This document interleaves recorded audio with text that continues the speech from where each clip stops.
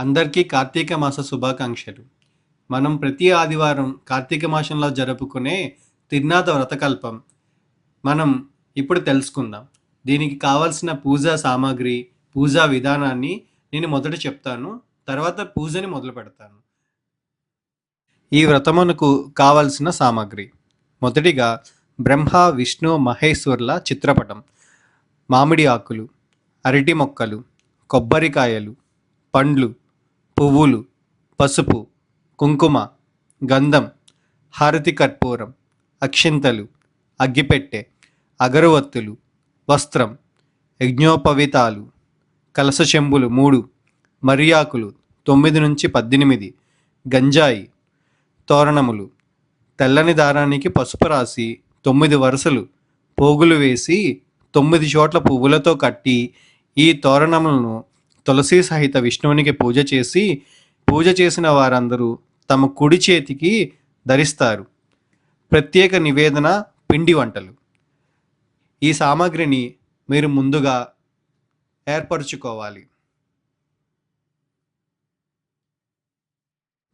ముందుగా గణపతి పూజ. మీకు సమకూరిన వస్తువులతో గణపతికి ప్రార్థన నివేదన చేయవలెను. ప్రార్థన: శుక్లాంబరధరం విష్ణుం శశివర్ణం చతుర్భుజం ప్రసన్నవదనం ధ్యాయేత్ సర్వ విఘ్నోపశాంతయే. ఇప్పుడు ఆచమనం: ఓం కేశవాయ స్వాహ, ఓం నారాయణ స్వాహ, ఓం మాధవాయ స్వాహ అని 3 సార్లు చేతిలో నీరు వేసుకొని త్రాగవలెను. ఓం గోవిందాయ నమః, ఓం విష్ణవేయ నమః, ఓం మధుసూదనాయ నమః, ఓం త్రివిక్రయమాయ నమః, ఓం వామనాయ నమః, ఓం శ్రీధరాయ నమః, ఓం హృషికేశాయ నమః, ఓం పద్మనాభాయ నమః, ఓం దామోదరాయ నమః, ఓం సంకర్షణాయ నమః, ఓం వాసుదేవాయ నమః, ఓం ప్రద్యుమ్నాయ నమః, ఓం అనిరుద్ధాయ నమః, ఓం పురుషోత్తమాయ నమః, ఓం అధోక్షజాయ నమః, ఓం నారసింహాయ నమః, ఓం అచ్యుతాయ నమః, ఓం ఉపేంద్రాయ నమః, ఓం హరయే నమః, ఓం కృష్ణాయ నమః, ఓం కృష్ణ పరబ్రహ్మణయ నమః.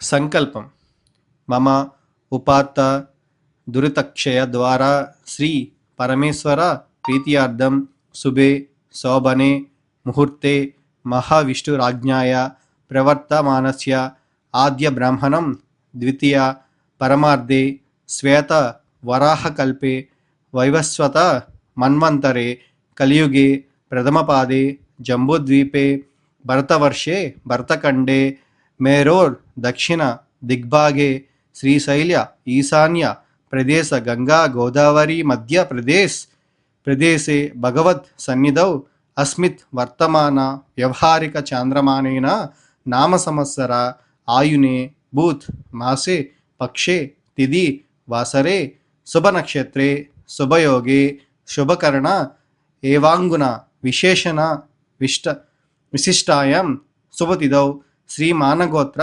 నామధేయం మన ధర్మపత్ని సమేతస్య కుటుంబస్య క్షేమస్థైర్య విజయ ఆయురారోగ్య ఐశ్వర్యాభివృద్ధ్యస్యం ధర్మార్థ కామ మోక్ష చతుర్విధ ఫల పురుషార్థం.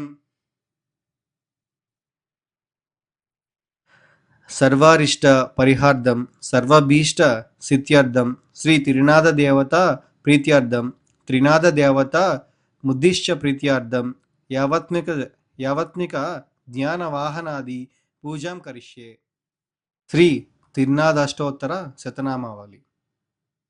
ఓం భూతాత్మనే నమః, ఓం అవ్యయాయ నమః, ఓం పురుషాయ నమః, ఓం పరమాత్మాయ నమః, ఓం బలాయ నమః, ఓం భూతకృతే నమః, ఓం సర్వాయ నమః, ఓం ముకుందాయ నమః, ఓం అమేయాత్మనే నమః, ఓం శుభప్రదాయ నమః, ఓం కృతయే నమః, ఓం పాపనాశాయ నమః, ఓం తేజసే నమః, ఓం గణపతయే నమః, ఓం యోగాయ నమః, ఓం దీర్ఘాయ నమః, ఓం సుతీర్థాయ నమః, ఓం అవిఘ్నాయ నమః, ఓం ప్రాణదాయ నమః, ఓం మధువే నమః, ఓం పునర్వపనే నమః, ఓం మాధవాయ నమః, ఓం మహాదేవాయ నమః, ఓం సిద్ధయే నమః, ఓం శ్రీ బలాయ నమః.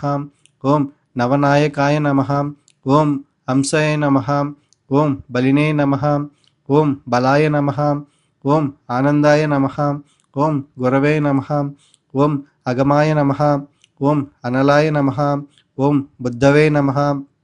ఓం పద్మనాభాయ నమః. ఓం సుఫలాయ నమః. ఓం జ్ఞానదాయ నమః.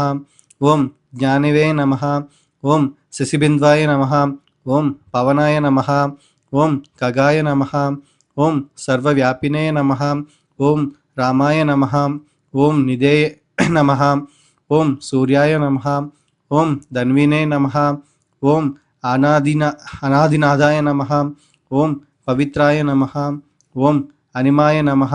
ఓం పవిత్రే నమః. ఓం విక్రమాయ నమః. ఓం కాంతాయ నమః. ఓం మహేశాయ నమః. ఓం దేవాయ నమః. ఓం అనంతాయ నమః. ఓం మృదవే నమః. ఓం అక్షయామ నమః. ఓం తారాయ నమః.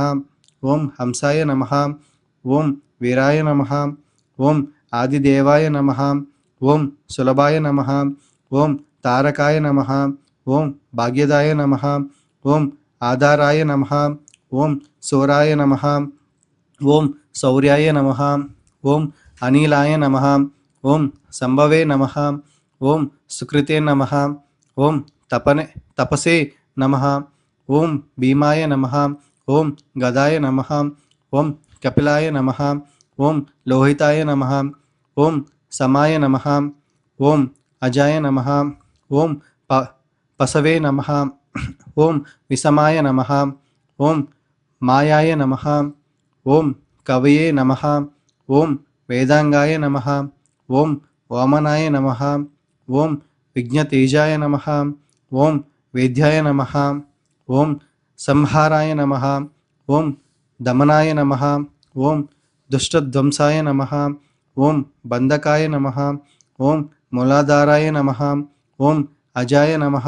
ఓం అజితాయ నమః. ఓం ఈశానాయ నమః. ఓం బలపతే నమః. ఓం మహాదేవాయ నమః. ఓం సుఖదాయ నమః. ఓం పరాత్మరాయ నమః. ఓం క్రోడనాశినయ నమః. ఓం భోగాయ నమః. ఓం శుభసంపదాయ నమః. ఓం పరాక్రమాయ నమః.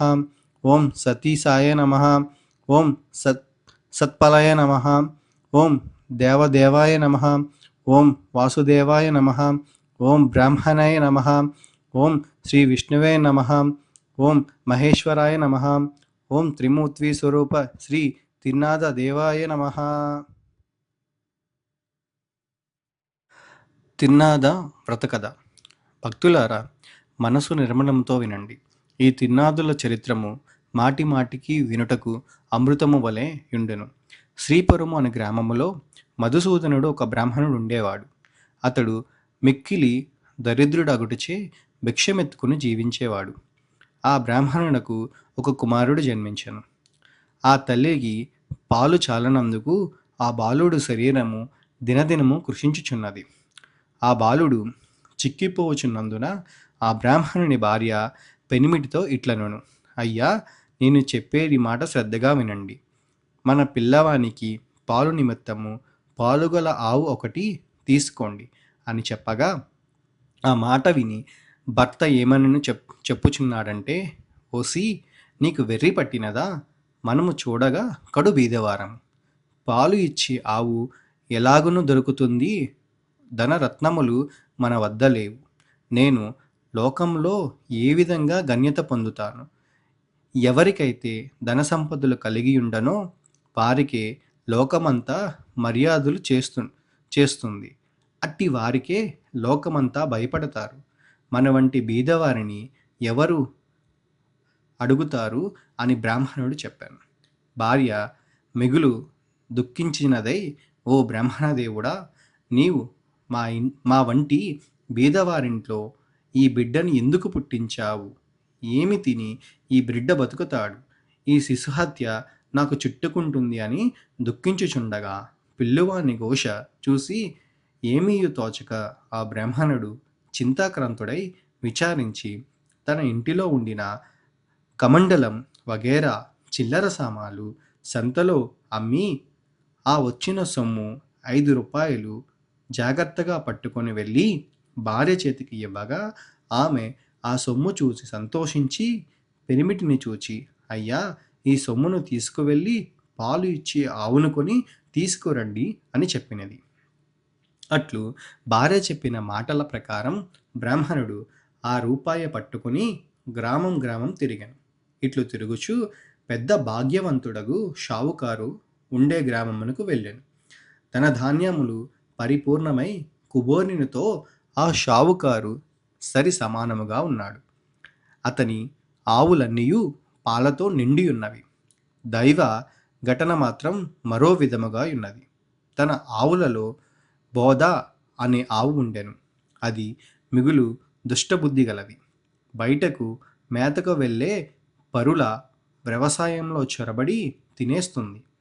ఆ దినమున షావుకారు చూస్తుండగా పేదవాడి పొలంలోకి చొరపడి పండిన పంటను తినివేయుచుండెను. అది చూచి షావుకారు అతి కోపంతో ఏమనుచున్నాడంటే, ఇక దీని ముఖము చూడకూడదు. ఆవును ఇప్పుడు అమ్మివేస్తాను. ఇది 50 రూపాయలు అయినప్పటికీ నాకు మంజూరు లేదు. కాబట్టి ఇప్పుడు బేరం వచ్చినచో 5 రూపాయలకే ఇచ్చి వేస్తాను అనేసరికి మధుసూదనుడు ఆ మాటలు విని షావుకారుతో ఇట్లనెను. షావుకారు, వినండి. 50 రూపాయలు ఖరీదు గల ఆవు అయినప్పటికీ నేను మంజూరు లేదు, కావున ఆ 5 రూపాయలు నేనే ఇస్తాను. ఆవు దూడ రెండింటినీ నాకు ఇప్పించండి అని అనగానే, ఓ బ్రాహ్మణుడా, నీకు వెర్రి పట్టినదా అని షావుకారు అనెను. అంత బ్రాహ్మణుడు, మీరు షావుకారులు అయి ఉన్నారు, మీ మాట మీరు నిలుపుకోండి. మాట తప్పితే మీరు అసత్యవంతులవుతారు అని అన్నాడు. ఆ బ్రాహ్మణుడన్న మాటలకు షావుకారు విని తన మదిలో విచారించి, తెలియక అనివేసినాను. ఈ బ్రాహ్మణుడు ఎక్కడి నుండి వింటున్నాడో ఆ ఆవును అతనికి ఇవ్వకపోతే నాకు అసత్యము ప్రాప్తించు కదా అని బ్రాహ్మణుని చూచి చెయ్యి చాచాడు. వెంటనే సొమ్ము పుచ్చుకొని ఆవును దూడను బ్రాహ్మణుడు షావుకారు ఇచ్చివేసినాడు. ఆ ఆవును చూడగానే బ్రాహ్మణ స్త్రీ చంద్రుని చూచిన కలువల వలె సంతోషపడాను. వెంటనే పాలు పితికి కుమారునికి పోసి ఆనందము పొందినది.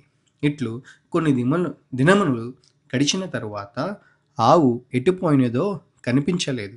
ప్రొద్దుపోయేడి వేలైనది. ఆవు రాకపోవడము చూచి బ్రాహ్మణుడు వేదనబోయినాడు. వీధుల్లోనూ సమీపమున ఉన్న వ్యవసాయ భూముల్లోనూ చూచెను. ఆవు కనిపించలేదు. తెల్లవారగాని నిద్ర మేల్కొని ఆవును మెదుట వెతుకుటకై బయలుదేరి కొంత దూరం నడిచి వెళ్ళి తోటలో ఒక చెట్టును చూచాడు. అది ఒక గొప్ప మర్రి చెట్టు. పైన 3 మనుష్యులు కూర్చొని ఉన్నారు. వారు వరుసగా బ్రహ్మ, విష్ణు, మహేశ్వరులు, వారే త్రిమూర్తులు. అటువంటి చెట్టు కింద బ్రాహ్మణుడు కూర్చొని ఆయాసము తీర్చుకొని లేచి పోవుచుండగా త్రిమూర్తులు బ్రాహ్మణితో, ఓ విప్రుడా, నీ మనస్సున ఎందుచేత దుఃఖము కలిగినది? నీవు ఎక్కడికి వెళ్ళుచున్నావు? ఆ సంగతి మాతో చెప్పు అని ఆ బ్రాహ్మణుడు చేతులు జోడించి, అయ్యా, నేను కడు బీదవాడను, భిక్షమెత్తుకొని బ్రతికేవాడను. నాకు ఒక ఆవు ఉన్నది, అది కనిపించట్లేదు. ఈ దినము శ్రీపురము సంత అగుచున్నది. ఆ సంతకు వెళ్ళి వెతికెదను. ఎవరైనా దొంగలించి తీసుకొని పోయినట్లయితే ఆ సంతలోనే అమ్ముతారు గదా. త్రినాథ స్వాములారా, ఈ ఉద్దేశ్యముతోనూ నేను వెతుక్కుంటూ వెళ్ళుచున్నాను అని తన సంగతి చెప్పాను. అది విని బ్రాహ్మణులకు త్రిమూర్తులు ఏమని చెప్పుచున్నారంటే, నువ్వెలాగూ సంతకు వెళ్ళుచున్నావు కనుక మా నిమిత్తము ఏమన్నా కొన్ని దినుసులు తీసుకురావలెను అని త్రిమూర్తులు అన్నారు. అంత బ్రాహ్మణుడు ఏమి దినుసులు కావాలని అడుగగా త్రిమూర్తులు ఇట్లనిది, 1 పైసా ఆకుచెక్క, 1 పైసా నూనె మాత్రం తెచ్చి ఇమ్మని చెప్పిరి. ఆ మాట విని బ్రాహ్మణుడు ఏమని చెప్పుచున్నాడంటే, ఓ త్రిమూర్తులారా, నాకు పైసాలు ఎక్కడ దొరుకును? నేను బీదవాడును గదా, భిక్షమెత్తుకొని జీవించుచున్నాను అని అనగా త్రిమూర్తులు ఏమి చెప్పుచున్నారంటే, ఓ బ్రాహ్మణుడా, విను. అదిగో రెల్లి పొద కనిపించుచున్నది గదా, దాని మొదట 3 పైసలున్నవి. ఆ మాటలు విని బ్రాహ్మణుడు వెళ్ళి ఆ గోరంటు గడ్డి మొదల పైకి లాగి సరికి 3 పైసలు దొరికినవి. ఇంకా ఉండునేమోనని ఆ చెట్టునింకను పైకి లాగుచుండెను. అది చూచి త్రినాదుల వారు, బ్రాహ్మణుడా, నీకు వెర్రి పట్టినదా? అందులో పైసలు ఇంకా లేవు. ఎంత దొరికినదో అంతే ఉండును అని అన్నారు. ఆ మాటలు బ్రాహ్మణుడు విని అచ్చటి నుండి వెళ్ళిపోయాను. కొంత దూరం వెళ్ళి తిరిగి వచ్చి ఆ చెట్టు కింద నిలిచి చేతులు జోడించగా త్రినాదులు ఇట్లు పలికిరి: ఓ పిరుడా, తిరిగి ఎందుకొచ్చావు? అనగా, అయ్యా, మీరు చెప్పిన వస్తువులు నేను ఎలాగునూ తెస్తాను అని ప్రశ్నించగా, మీపై మీపై మీ మీపై మీపై మీద గావంచులో తెమ్మని త్రినాదులు అన్నారు. అందులక బ్రాహ్మణుడు, గావంచులో నూనె ఎలా ఉంటుంది? మీరు జగత్కర్తలు నాతో కపటంగా చెబుతున్నారు అనగా, ఓయి, నీతో కపటంగా చెప్పలేదు.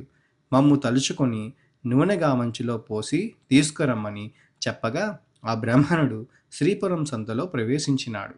వెళ్ళి చూడగా ఆవు కనిపించలేదు. ఆకులు, వక్కలు, గంజాయి తీసుకొని నూనె కోసం బజారుకెళ్ళి తెలకలివానితో 1 పైసా నూనె గావంచులో పొయ్యమన్నాడు. అందులక తెలకలివాడు ఆశ్చర్యపడి, ఈ బ్రాహ్మణుడు పిచ్చివాడు కాబోలునని నూనె లేదు అని చెప్పినాడు. అక్కడ నుండి వెళ్ళి ఒక ముసలి తెలకవానికి నూనె అడిగాడు. అంత ముసలివాడు దిగమట్టు నూనె ఎంతటికి కావాలని అడుగగా 1 పైసా నూనె మాత్రమే ఇవ్వమని బ్రాహ్మణుడు గావంచ చూపించినాడు. తెలకలివాడు, ఈ బ్రాహ్మణుడు వికారపు వాడు కాబోలు, వీనిని మోసం చేసి పైసలు తీసుకుంటానని ఆలోచించి కొలత పాత్ర తిరగవేసి నూనె కొలత వేసి ఇచ్చాడు. విప్రుడు గావంచ కొనచెంగు పట్టుకొని అచ్చటి నుండి వడిలిపోయాను. అంతియే తెలకనవాని కుండలో నూనె కొంచెమైనా లేకుండా పోయింది. అది చూచి తెలకలవాడు మూర్ఛపోయినాడు. తెలకల వాళ్ళందరూ పరిగెత్తుకొని ముసలివాడి ముఖంపై నీళ్లు చల్లి సేద తీర్చి కూర్చుండబెట్టినారు. ఏమి చెప్పుదను? ఎక్కడి నుంచో ఒక బ్రాహ్మణుడు వచ్చి గిద్దెను నూనె కొన్నాడు. ఇప్పుడిట్లు వెళ్ళినాడు. కుండలో చూడగానే నూనె లేదని చెప్పగా అందరూ విచారించారు. ఆ విప్రుడు మా వద్దకు వచ్చి మమ్ము కూడా నూనె అడిగినాడు.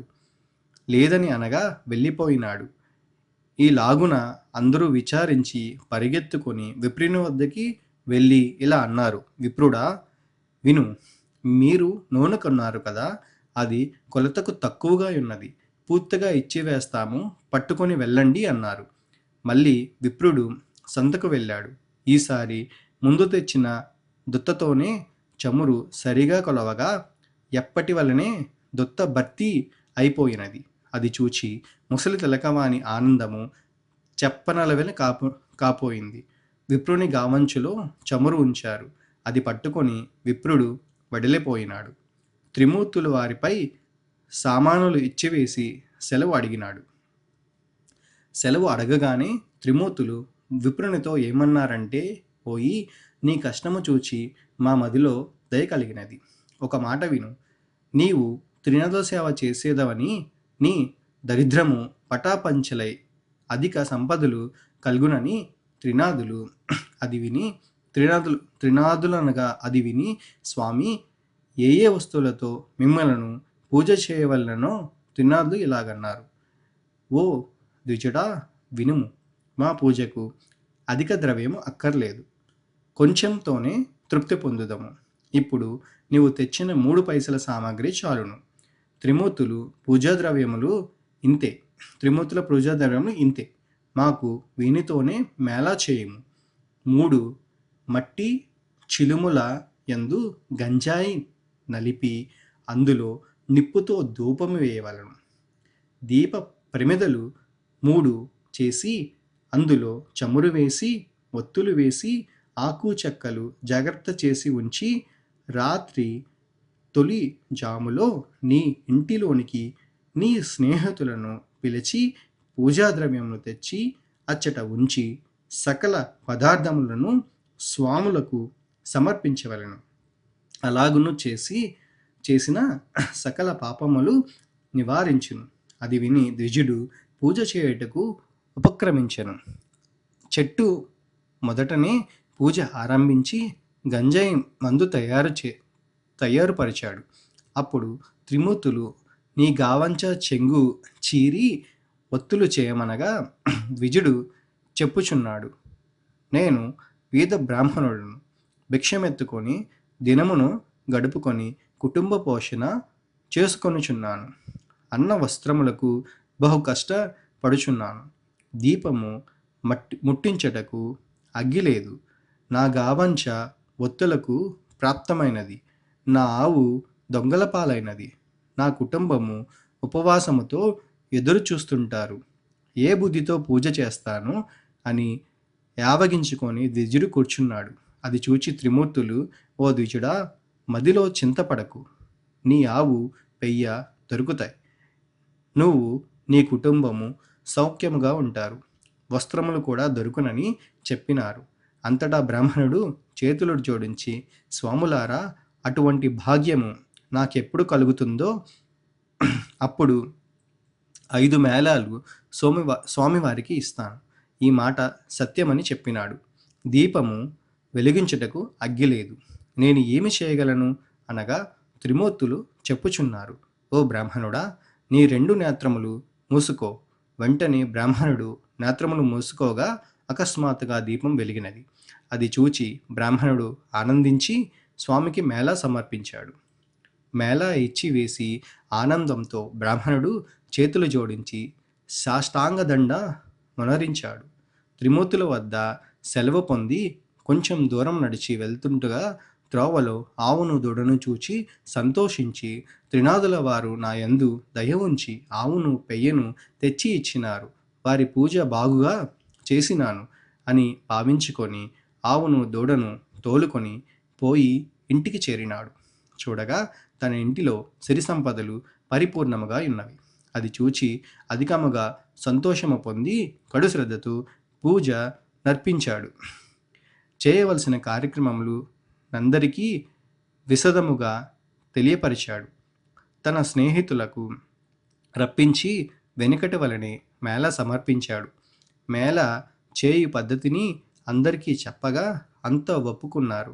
ఆ రాజ్యంలో ఉన్న ప్రజలందరూ త్రినద పూజ చేశారు. అందరి ఇండ్లయందు సుఖ సంతోషాలు నిండాను.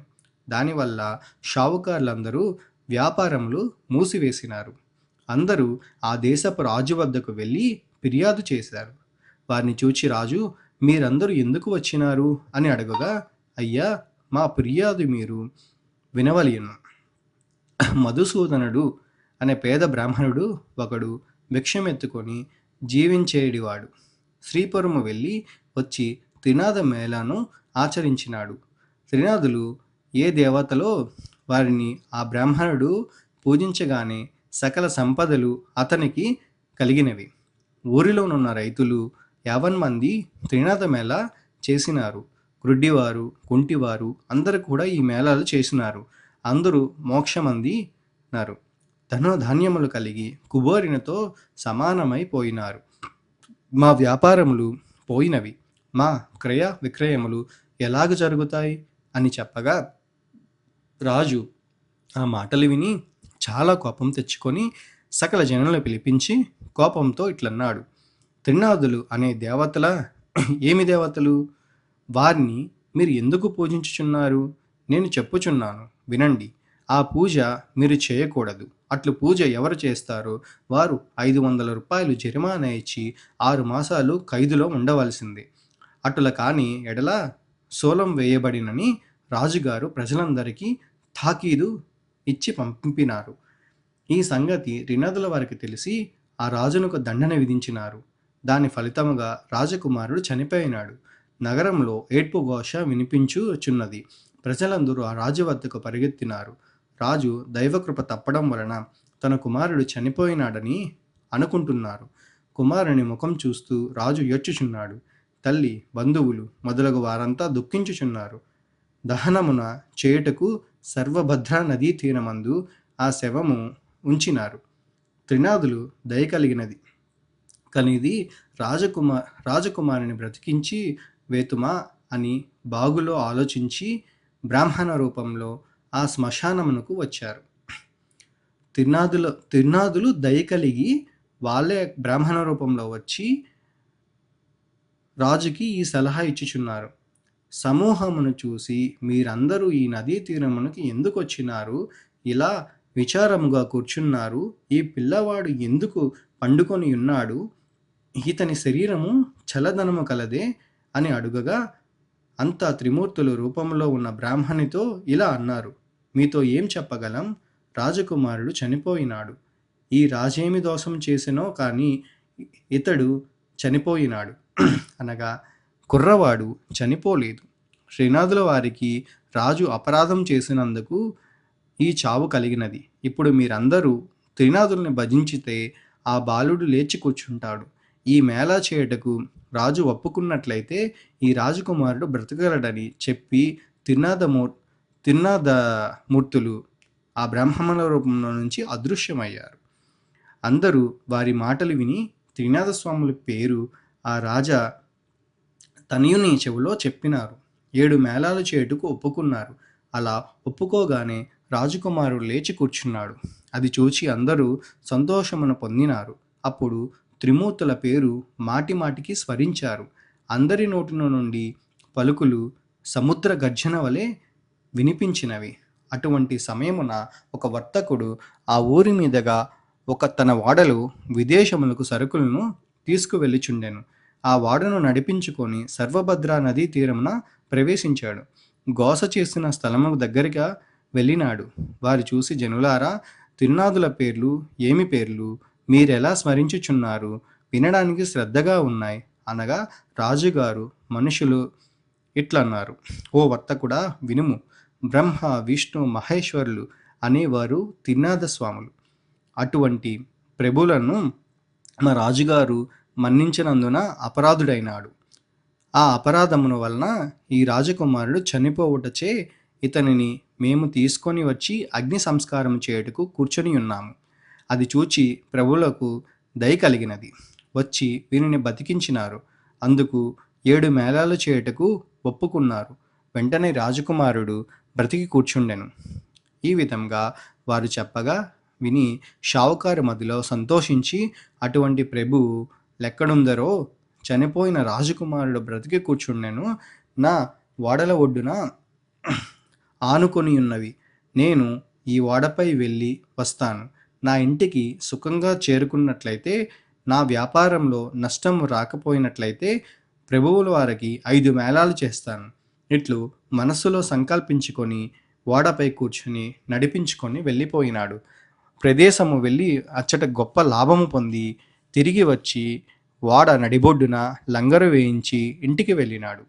తన నౌకర్లందరూ వాడలోని ధనము మోసుకొని పోయినారు. ధనము ఇంటిలో వేసుకొని షావుకారు సంతోషంతో ఉన్నాడు. ధనం చూసి ప్రభుల వారి మేళను మరిచెను. అందుకు ప్రభువులు కోపం కలిగి దండన వేసినారు. వాడ నీటిలో మునిగిపోయినది. నౌకర్లో వాడలు ఉన్న వారందరూ నీటిలో మునిగిపోయిరి. అది తెలిసిన అతను కూడా భూమిపై పడి గోల పెట్టినాడు. మరి కొంతసేపటికి తెలివి తెచ్చుకొని ఏడ్చుచుండగా ఆకాశం నుండి తిరునాథులు, నువ్వు మాకు మేళాలు ఇచ్చినావు కావు, అందుచేతనే ఓడ మునిగినది. నువ్వు 5 మేళాలు సమర్పించినట్లయితే నీ ఓడ నీకు ప్రాప్తించును అని సెలవిచ్చారు. అది విని షావుకారు మదిలో దుఃఖించి, ముందు నేను సంకల్పం చేసియుంటిని, ప్రభువుల మహిమను మరిచిపోతిని, ఇప్పుడే తిరునాథుల వారి మేళా ఇస్తాను అని మదిలో నిశ్చయించుకొని మేళాకు కావలసిన సామగ్రిని స్నేహితులతో రప్పించి ప్రభుల వారికి మేళా సమర్పించి ప్రార్థించాడు. నీటిలో మునిగిపోయిన వాడ వెంటనే పైకి తేలినది. అది చూచి పట్టలేని సంతోషము పొందెను. పరిచారకులు, నౌకరులు ఓడలో గల మిగిలిన ధనము కొనిపోయినవారు ధనము మోయించి షావుకారు ఇంట్లోకి ప్రవేశించెను. గంజాయి ఆకులు, చెక్కలు అన్నీ స్వామివారికి మేళా సమర్పించి సాష్టాంగ దండ ప్రణామంబులు చేశారు. రాజ్యమంతా త్రినాథ స్వామి మేళా గురించి ప్రకటనలు పంపించినారు. మేళాకు చూచుటకు అంతా వస్తున్నారు. ఇట్టి స్థితిలో గుడ్డివాడకుడు త్రోవనబోయే వారితో, అన్నా, మీరెవరు? మీ పేరేమిటి? మీరెక్కడికి వెళ్ళుచున్నారు? అనెను. మేళ చూచుటకు అనిరి. అది విని గుడ్డివారు, నాకు కండ్లు కానరావు, మీరందరూ నేత్రములతో చూస్తారు, నేను దేనితో చూస్తాను అని గ్రుడ్డివాడు తిరునాథ స్వామిని భజింపు నీ కన్నులు బాగుగా కనబడును, ప్రభువుల వారి మహిమ చూడవచ్చును అని చెప్పి వారంతా మేళా వద్దకు ప్రవేశించారు. గురిడివాడు ఆ త్రోవలో కూర్చొని స్వామివారి భజన చేయుచుండగా కొంచెము కన్నులు కనిపించినవి. అప్పుడు గురిడివాడు కొంత దూరం పోయినాడు. దారిలో ఒక సొట్టవాడు కూర్చొని ఉన్నాడు.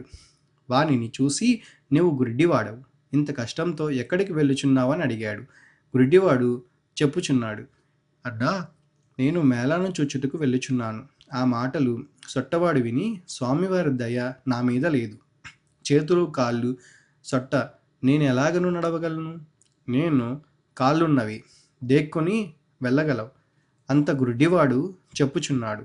నువ్వు త్రినాథ స్వామి వారిని భజింపుము, నీ కాళ్ళు చేతులు బాగవుతాయి. క్షణంలో ఇద్దరం కలిసి వడలిపోదాము. నేను కేవలం గుడ్డివాడిని, ఏమాత్రం కన్నులు కనిపించటం లేదు. త్రినాథ స్వామి వారిని భజించినాను కనుక కొంచెం కనిపిస్తున్నది. అందులో నీవు కూడా స్వామివారిని భజించినావంటే నీ బాధలు నివారణ చేస్తారు అని చెప్పగా సొట్టవాడు తిరునాథ అని భజించాడు. గ్రుడ్డి అన్న, నీకు కాళ్ళున్నవి, నడవగలవు, నేను ఎలాగో నడవలేను. నన్ను నీ భుజం మీద కూర్చోబెట్టుకొని నెమ్మదిగా నడిచి వెళ్ళు, నేను త్రోవ చూపుచుంటాను, నిశ్చింతగా ఇద్దరము మేళాకు చేరుకుందాం అని సొట్టవాడు చెప్పాడు. అతని మాటలు విని గుడ్డివాడు సొట్టవాడిని భుజంపై ఎక్కి కూర్చుండబెట్టుకొని మెల్లగా పోతున్నాడు. నేస్తమా, నా నేత్రాలు నిర్మలంగా కనిపించుచున్నవి అని అనగా సొట్టవాడు, అయ్యా, ఇప్పుడు నడిచి పోగలను. ఈ విధంగా గుడ్డివాడు సొట్టవాడు కలిసి త్రినాథ స్వామి మేళా దగ్గరకు ప్రవేశించినారు. ఆ మేళా జరుగు స్థలమునకు నిత్యము ఒక వైష్ణవుడు వస్తూ ఉండేవాడు.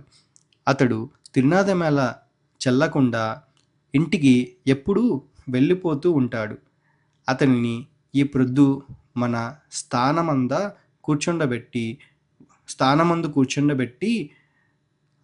కూర్చుండబెట్టాలనుకొని మేళా చేయు వారంతా వైష్ణవుడు రాగానే చూచి, మేళా చెల్లించకుండా నువ్వు ఎక్కడికి వెళ్ళకూడదు, కాబట్టి నిన్ను మేళా వద్దకు రాకుండా ఆపు చేయడం అనేది అని చెప్పగా వైష్ణవుడు అంటున్నాడు, నాయనలారా, అపరాధాన్ని క్షమించండి. ఇక నుండి మేళా కాకుండా ఇక్కడి నుంచి నేను వెళ్ళను. నా గురువు ఇక్కడికి వచ్చినా సరే విడిచి వెళ్ళను. దైవ యోగమును ఆ క్షణమే గురువు వచ్చి వైష్ణవుని ఇంటిలోనికి వెళ్ళినాడు. నా శిష్యుడు ఎక్కడికి వెళ్ళినాడు? ఈ దినము అగిపించటలేదు. మన వైష్ణవునికి గురించి అతని తల్లిని అడిగాడు. అప్పుడు అతనితో ఇలా చెప్పినది, నా కుమారుడు మేళా వద్దకు వెళ్ళినాడు. గురువు మేళా దగ్గరికి వచ్చి శిష్యుడు ఎక్కడున్నాడా అని వెతుకుచుండెను. గురువు అక్కడ మేళాను చూసి త్రినాథ మేళ అని తెలిసి ఆ మాట విని గురువు అక్కడికి వెళ్ళి చూడగా అంతా స్వామివారిని భక్తి శ్రద్ధలతో పూజ చేస్తున్నారు. అది చూచి గురువునకు కోపం వచ్చింది. బాగా తిట్టి మేళా స్థలం సామగ్రిని కాలితో తన్నివేశాను. తర్వాత వైష్ణవుని పట్టుకొని బరబరా వీడ్చుకుంటూ లాక్కుని పోయాను. కొంత దూరం వెళ్ళేసరికి మొత్తం చీకటి మయం జరిగినది. త్రోవ అయితే కనిపించడం లేదు. శిష్యులు చెల్లాచెదురై అది కష్టం మీద గురువుగారి ఇంటికి చేరుకున్నారు. తీరా ఇంటికి వెళ్ళేటప్పటికీ అతని తల్లి గడప వద్ద కూర్చొని ఏడ్చుచున్నది. ఎందుకనగా అక్కడ తన భార్య కుమారుడు చనిపోయినారు. వారిని చూచి గురువు మూర్ఛపోయాడు. శిష్యుడు పట్టుకుని లేపి కూర్చుండబెట్టి ముఖంపై నీళ్లు చల్లి, అయ్యా, తమ త్రినాథ స్వామి వారికి అపరాధములు, త్రినాథ మేళను పాడు చేశారు. అందుకే మీకు ఈ ఫలితం జరిగినది. మీరు నిష్ఠతో స్వామివారిని మేళా చేయండి, ఎడల నీ భార్య కుమారుడు ఖచ్చితంగా బతుకుతారని శిష్యుడు చెప్పగా ఆ మాటలు విని 5 మేళాలు ఇచ్చుటకు ఒప్పుకున్నాడు. వెంటనే భార్య, పిల్లవాడు ఇద్దరూ లేచి కూర్చున్నారు. త్రినాథ మేళ పాడు చేసినందుకు తనకు శిక్ష దొరికింది. నేను మూర్ఖుడను, అధమునుడు, ప్రభుల వారిని మహిమ తెలుసుకోలేకపోయితిని అని ప్రభుల వారికి క్షమాపణ చెప్పి మేళాకు కావలసిన పదార్థములను యావత్తు తెప్పించి అందరితో కలిసి మేళ సమర్పించాడు. నూనె కాండము చెల్లినది. ప్రభువుల వారి పూజ కావచ్చినది. ఆకులు, చెక్కలు, గంజాయి అందరూ పంచుకొని సేవించి సుఖము అనుభవించినారు. ఫలశ్రుతి. ఈ చరిత్ర ఎవరు వింటారో వారికి కుష్ఠవ్యాధి, గ్రుడ్డితనము పోయి తరిస్తారు. పుత్రులు లేని స్త్రీ నిర్మలముగా వింటే పుత్రులు పుడతారు. ఎవరైనా కొంటిగా హాస్యము చెప్పిన ఎడల నడ్డితనము, గ్రుడ్డితనము కలుగుతుంది. ముగ్గురు త్రిమూర్తులను 3 స్థలముల నుంచి ముందు విష్ణువును పూజించవలెను. చందనము, పువ్వులను తెచ్చి త్రిమూర్తులను వేరువేరుగా పూజించవలెను. నైవేద్యము సమర్పించి గంజాయిలో అగ్నిని వేయవలెను. తాంబూలంను 3 భాగములు చేసి ఉంచవలెను. త్రిమూర్తుల వారి ఎడమ భాగమున వినాయకుణ్ణి ఉంచవలెను. 3 దీపములు వెలిగించి, ఓ త్రినాథ స్వాములారా దయచేయండి అని అనవలెను. అంతా సమర్పించి త్రినాథ స్వాముల వారి పాదములపై పడవలెను. అందరూ నిర్మలమైన మనస్సుతో కూర్చొని కథ వినవలెను. ప్రసాదము అందరూ పంచుకొని సేవించవలెను.